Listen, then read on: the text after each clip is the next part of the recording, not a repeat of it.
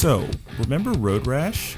EA certainly doesn't, and that's a shame, since the first game is cited as being one of the first racing games to incorporate road physics in combat, but fans of the series certainly haven't. Funded by a $180,000 crowdfunding campaign, the classic formula of beating the ever-loving crap out of other racers with spiked bats is being necroed by Pixel Dash Studios, with the unstoppable monster known as Road Redemption. It's definitely a different beast, that's for sure. Whether or not that's a good thing comes down to personal taste. The story here involves rival gangs in an undisclosed country at an undisclosed time, chasing a notorious assassin who recently killed the leader of an arms organization. You play the best rider of the Jackal motorcycle gang, who is chasing after a $15 million bounty and is willing to bash the head of anyone ready to stop him. That's it, and it's mostly fine I guess, though I do feel this is a perfect example of the implied backstory being more interesting than what's actually being presented. I mean, it's more context than illegal street racing throughout the US, so that's a plus. The Jackal leader and the rival gang leaders give really good insight into the gang dynamics and their personalities, and the dialogue is honestly freaking hilarious, but I just wish there was more of everything. And this is actually something that persists throughout the game.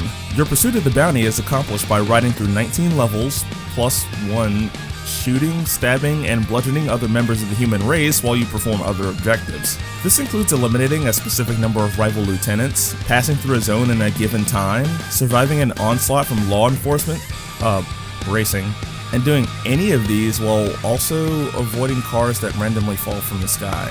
Reaching the edge of a particular territory results in single combat against that area's leader, followed by a jaunt across some rooftops and an introduction to the next game by your boss. Your survival in all of this relies on your ability to distribute pain effectively, attacking left and right with separate buttons and kicking dudes to give yourself some breathing room or show others the underside of a bridge. 3 different categories of blunt weapons are useful for striking thugs wearing helmets and differ in their attack speeds and strengths, and the bladed kind work better on those who, don't care as much about safety, obviously. Explosives work really well against vehicles, and guns excel at long-range takedowns. All melee attacks can be parried with the press of a button, giving players opportunities to counter, and you can cancel strikes into parries or other attacks to cover mistakes in timing or weapon choice respectively.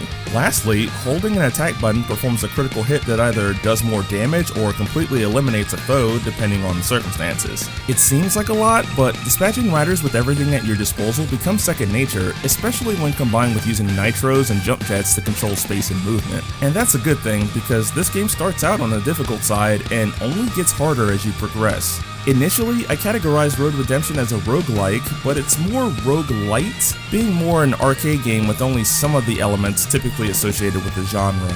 Offing Fools not only refills health and nitro stock, but also grants cash for purchases between levels, and this acts as the only method for boosting stats in a particular run, so choosing wisely is paramount. Regardless, your starting options and earning potential are limited, leading to many early failures. But death also leads to an opportunity to permanently upgrade abilities on a skill tree using experience points gained during a run, so the game eventually becomes an easy ride. There are ways to maintain the challenge, however, including choosing characters that eliminate the use of skill trees and handicap you in other ways, and playing Campaign Plus, if you're a masochist. I say that because this mode, which is a reward for completion of the standard campaign, randomizes the level order on top of everything else, and I think it's awful. You're pretty much left without adequate preparation for later levels, which come as early as the start of the game, and this makes finishing it all a huge chore. I mean, it's not the only reason I dislike Campaign Plus. I think it's a really lazy way to add another mode to a game already lacking in modes, especially when the backstory hints at a war that could have included more gangs just going at it, Three Kingdoms style. I do feel like I have to cut the game some slack though, since the budget is so small. I'm hoping though that Road Redemption is successful enough that extra modes or gangs will be added, because as fun as I feel this game is, I believe it needs them. This game uses pretty strong rubber banding to hold the racing together. With crashes not being strongly penalized, racers that either zoom past you or weirdly slow down at will to get beamed, stick to you, or if it's a vehicle, do whatever it takes to stay out of your reach unless you hard boost into them. Most egregiously, whole groups will flank you in later levels, and even braking to get away doesn't work.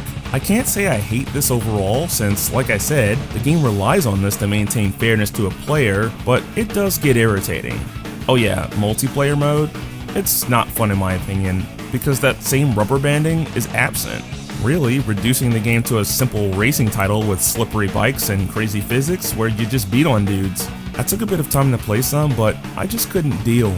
The graphics are pretty trash, I'm not gonna sugarcoat it. They're early 7th gen quality at best, and this shortcoming is likely a result of the budget, small development team, and usage of Unity, though that last bit doesn't immediately define quality. In fact, the frame rate is actually smooth, so that'll never be an issue, and neither will the crappiness of the background since you'll be focusing more on combat and trying to avoid crashing anyway. The soundtrack is pretty great, though a lot of the tracks are pretty damn short and repeat at least once during certain races. It's all apparently licensed, so that might be why. I'm also discouraged from playing any of it in this video because I'd really like to make my 20 cents. Sorry about that. Basically, Road Redemption is, for my money, pretty good as long as you stick to its single player modes and maybe not expect too much out of it. It's certainly less of a racing game than any other title it's based on, doesn't look like much, and there isn't a whole lot of variety present, but I'd be lying if I said I didn't or don't have fun with this title. It controls well and exhibits a sense of speed and brutality that can only be maintained in a tightly controlled single player experience, and it's bursting with personality thanks to some excellent voice acting. I will personally intercept your geolocation and rip your vital signs from your chest. If you're looking for a modern take on an old school favorite, it might be worth it to drop $20 here, but I can also see many folks waiting for a discount. Depending on your attitude, you may not feel raw from this rash.